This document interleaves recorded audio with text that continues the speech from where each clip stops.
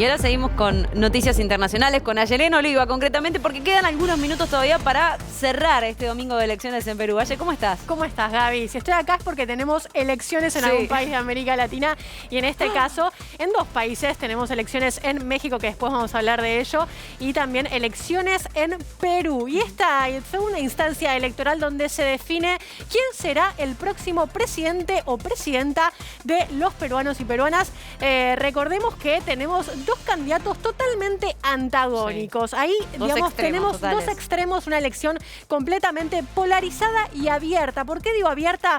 Porque hasta el momento las últimas encuestas electorales daban un cabeza a cabeza, un empate técnico, es decir, no había más, según las distintas encuestadoras, más de 2 puntos de diferencia entre uno y otro. Es por eso que hay que estar atentos a lo que pase en las próximas horas, porque cualquiera puede ser electo presidente de Perú. Recordemos que las urnas cierran ahora a las 21 horas, así que estamos 2 horas atrasados comparado con Perú, así que tenemos que esperar hasta ese momento y recién a la medianoche vamos a tener los primeros resultados parciales y a las 21 horas tendremos un boca de urna de qué es lo que pasará ahí en esas encuestas que se hacen en la puerta de los colegios. Aye, cuando terminaron de votar los dos candidatos ya hablaron con la prensa. ¿Te parece que los escuchemos y después seguimos analizando? Veámoslo.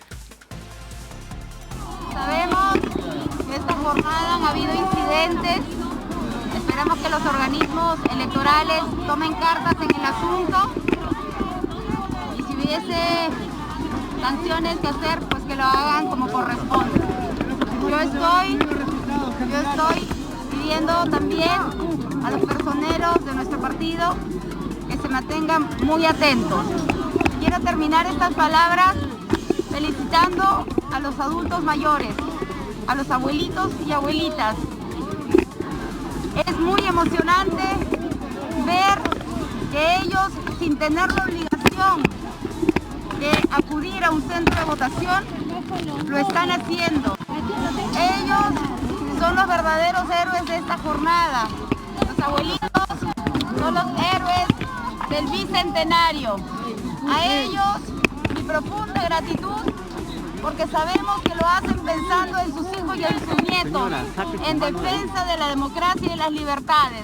Nos movilizamos, participamos abiertamente, sin miedo, sin odio, sin temores y sin preocupaciones. Yo creo que en el Perú se acabaron los indecisos, se acabaron las inclinaciones. Por encima de todo está el Perú. ¡Viva el Perú! ¡Viva la democracia!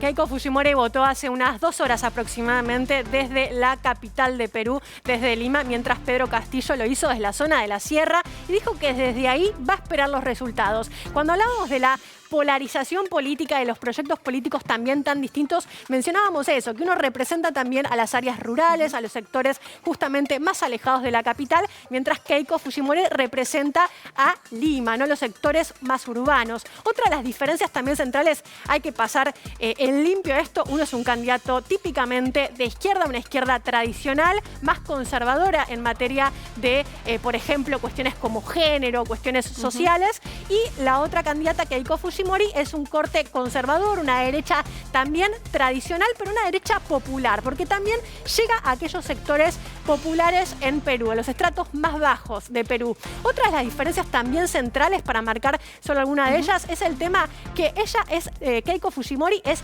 hija, por supuesto, de Alberto Fujimori, expresidente de Perú, y es decir, que viene de, digamos, las entrañas mismas de las familias del poder político. Mientras nació en la política, directamente, creció en la política. Creció ahí, estudió en Nueva York, estudió en Boston, digo, tiene una formación política y también intelectual muy distinta a la que tiene el otro candidato, que justamente hizo una carrera, vino de una familia muy humilde, hizo una carrera en magisterio y hizo su carrera también política como sindicalista. Keiko Fujimori, 3 veces candidata a presidenta en Perú, esta es la 3ª vez.